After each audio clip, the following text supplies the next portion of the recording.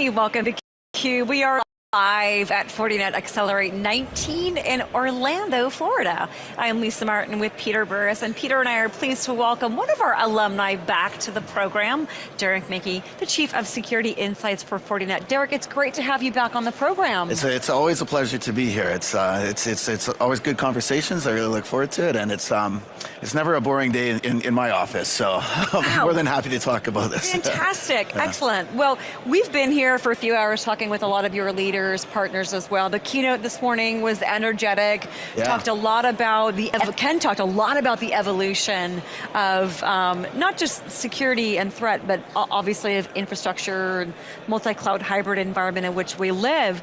You have been with FortiGuard Labs for a long time. Talk to us about the evolution that you've seen of the threat landscape and where we are today.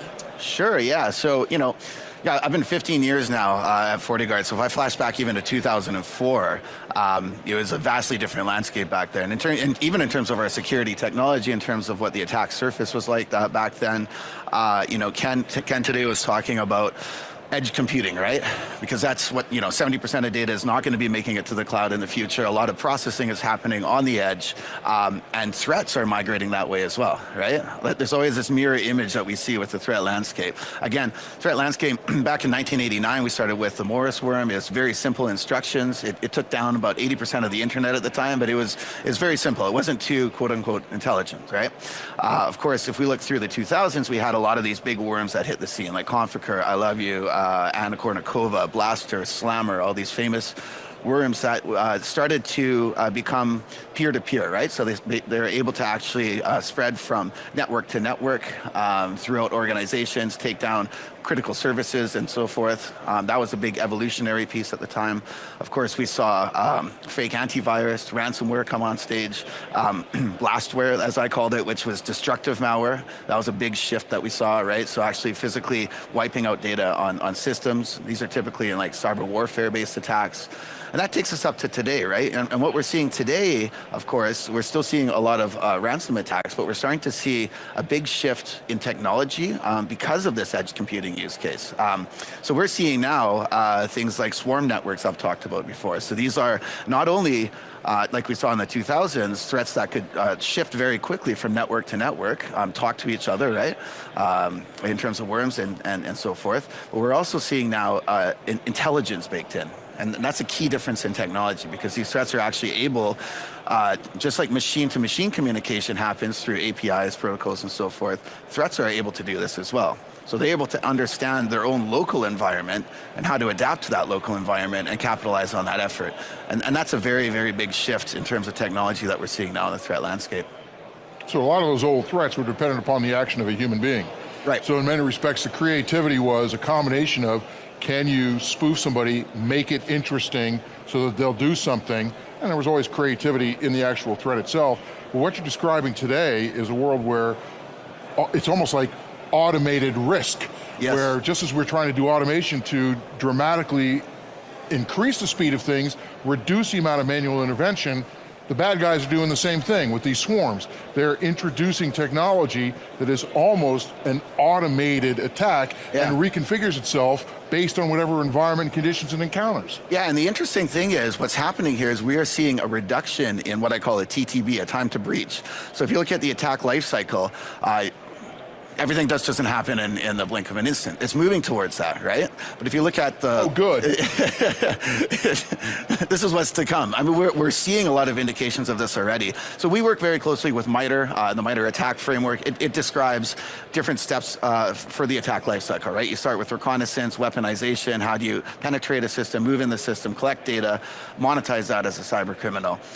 So even things like reconnaissance and weaponization, so if you look at phishing campaigns, right? People trying to fish people using social engineering, understanding data points about them, that's becoming automated. That used to have to be a human trying to understand their target, try to phish them so they could get access to their network. There's toolkits now that will actually do that on their own by learning about data points. So it's scary, yes, but we are seeing indications of that. And look, the end game to this is that the attacks are happening much, much quicker. So you got to be on your game. You have to be that much quicker from the defensive point of view, of course, because otherwise, if a successful breach happens, we're talking about some of these attacks, they could be successful in a matter of seconds, or minutes instead of days or hours like before, we're talking about potentially millions of dollars of revenue loss. Services are being taken offline, intellectual properties being breached, and so forth. So. Oh, and this is, think of healthcare alone and literally life and death situations. Absolutely, yeah. How is Fortinet, with your ecosystem of partners, poised to help customers mitigate some of these impending risk and changing risk? Yeah, coverage, strength in numbers, right? So we have a strong ecosystem, of course, through our Fabric Ready program. So that's a technology piece, right? End-to-end security, how we can integrate, how we can use automation to, push security policies instead of having an administrator having to do that. Humans are slow a lot of the time, so you need machine-to-machine speed. So our Fabric Ready program, we have over 57 partners there. It's a very strong ecosystem. From my side of the house on threat intelligence, I had our global threat alliances, right? So we are working with other security experts around the world. Cyber Threat Alliance is a good example. We've created intelligence sharing platforms so that we can share what we call indicators of compromise. So basically blueprints or fingerprints, you can call them, of attacks as they're happening in real time. We can share that worldwide on a platform so that we can actually get a heads up from other security vendors of something that we might not see, and we can integrate that into our security fabric in terms of adding new intelligence definitions, security packages, and so forth. And that's a very powerful thing. Beyond that, I've also created other alliances with law enforcement. So we're working with Interpol. That's attribution-based work, right? That's going after the source of the problem. Our end game is to make it more expensive for cyber criminals to operate. And so we're doing that through working with Interpol and law enforcement as an example. We're also working with National Computer Emergency Response, so ripping malicious infrastructure offline. That's all about partnership, right? So that's what I mean, strength in numbers, collaboration. It's a very powerful thing, something close to my heart that I've been building up over 10 years. And we're seeing a lot of success and impact from it, I think. But some of the, if you go back and look at some of the old threats that were very invasive, very problematic, moved relatively fast, but they were still somewhat slow. Now we're talking about a new class of threat that happens like that. Yeah. It suggests that the arrangement of assets that a company like Fortinet requires to respond and provide value to customers has to change. Yes. So talk a little bit about how, not just the investment in product, but also the investment in FortiGuard Labs is evolving. You talked about partnerships, for example, to ensure that you have the right set of resources able to be engaged in the right time and applied to the right place with the right automation. Talk a little about that. Sure. So because of the criticality of this nature, we have to be on point every day. As you said, you mentioned healthcare, operational technology is a big thing as well.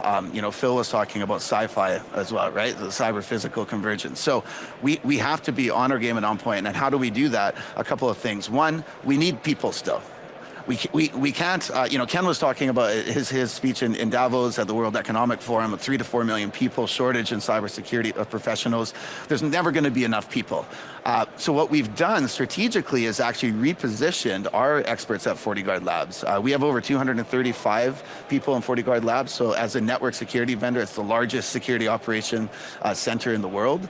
But 235 people alone aren't going to be able to battle 100 billion threat events that we process a day at FortiGuard Labs. So what we've done, of course, is take up over the last 5 years machine learning, artificial intelligence. We have real practical applications of AI and machine learning. We use a supervised learning set, so we actually have our machines learning about threats, and we have our human experts, instead of tackling the threats one-on-one themselves on the front lines, they let the machine learning models do that, and they're training the machine learning. It's like a parent and child relationship. It takes time to learn. As machines learn over time, they start to become more and more accurate.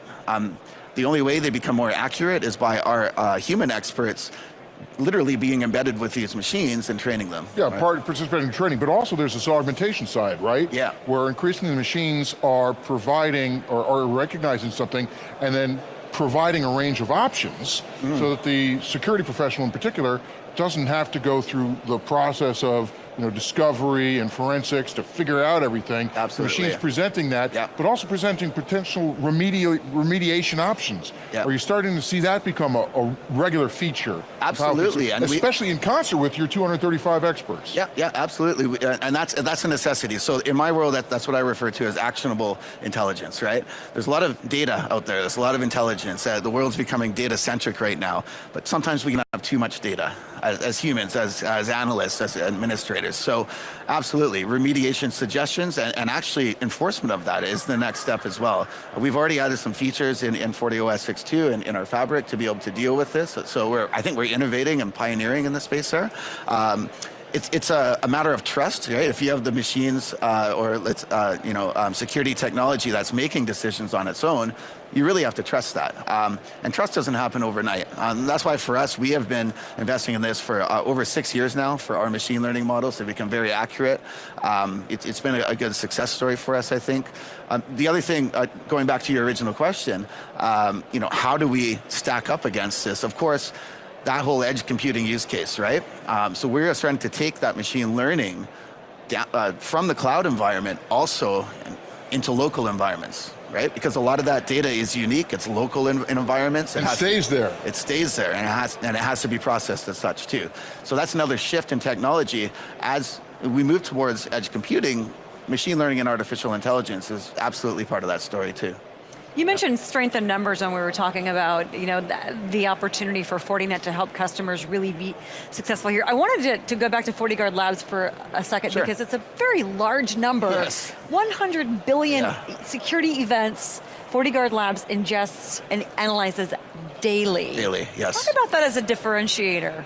Okay, yeah, that's a huge differentiator, right? So again, if I look back to when I started in 2004, that number would have been about 500,000 events a day compared to 100 billion today. In fact, even just a year ago, we were sitting about 75 to 80 billion. So that number has increased almost 20 billion in, let's say 20%, right? in just a year. So that's going to continue to happen. But it's an absolutely huge number. And it's a huge number because we have very big visibility, right? We have over 400,000 customers worldwide. We have built a core intelligence network for almost 20 years now, since Fortinet was founded. We work together with customers. So if customers wish to share data about attacks that are happening, because attackers are always coming knocking on doors, we can digest that. We can learn about the attacks. We know what weapons that these cyber criminals are trying to use, where the cyber criminals are. We learn more about the cyber criminals. So we're doing a lot of big data processing. I have a data science team that's doing this, in fact. And what we do is process this data, we understand the threat, and then we take a multi-pronged approach. So we're consuming that data from automation. We're pushing that out first and foremost to our customers. So that's that automated use case of pushing protection from new threats that we're learning about. We're contextualizing the threats. We're creating playbooks. So that a playbook is much like football, right? You have to know your offense, right? And you have to know how to best understand their tactics. And so we're doing that, right? We're mapping these playbooks, understanding tactics, understanding where these guys are, how they operate. We take that to law enforcement, as I was saying earlier as an example. We take that to the Cyber Threat Alliance, to our other partners. And the more that we learn about this attack surface, the more that we can do in terms of protection as well. But it's a huge number. We've had to scale in our data center massively to be able to support this over the years. But we are poised for scalability for the future to be able to consume this on our end too. So that's why I said, at the start, it's never a boring day in my office. How can it be? But it sounds like, really the potential there to enable customers in any industry to convert, let's use for transform, since we talk about digital transformation, transform from being reactive to being proactive to eventually predictive. Yep, and cost effective too, right? This is another thing with that cybersecurity skills gap. The solution shouldn't be for any given customer to try to have 230 people in their security center, right? This is that working relationship where we can do a lot of that proactive automation for them, via the fabric, via all the stuff that we're doing through our investment and efforts on the back end.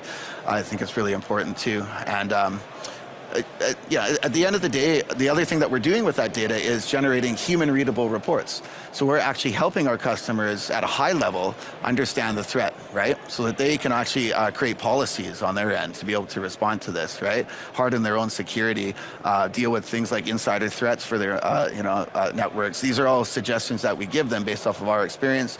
You know, we issue our quarterly threat landscape report as an example. Come in the cube. Some of your people come in the cube and talk about it. Yeah, absolutely. So that's one product of that 100 billion events that we're processing every day. But like I said, it's a multi-pronged approach. We're doing a lot with that data, which is a great story, I think. Yeah. It is. I wish we had more time, Derek. Thank you so much for coming by, and never a dull moment, never a dull interview when you're here. We appreciate your time. I can't wait to see what that 100 billion number is next year at Fortinet 2020. It will be more, I can guarantee you that. It sounds like it. Well, Derek, thank you so much for joining Peter and me. We appreciate it. For Peter Burris, I'm Lisa Martin. You're watching theCUBE.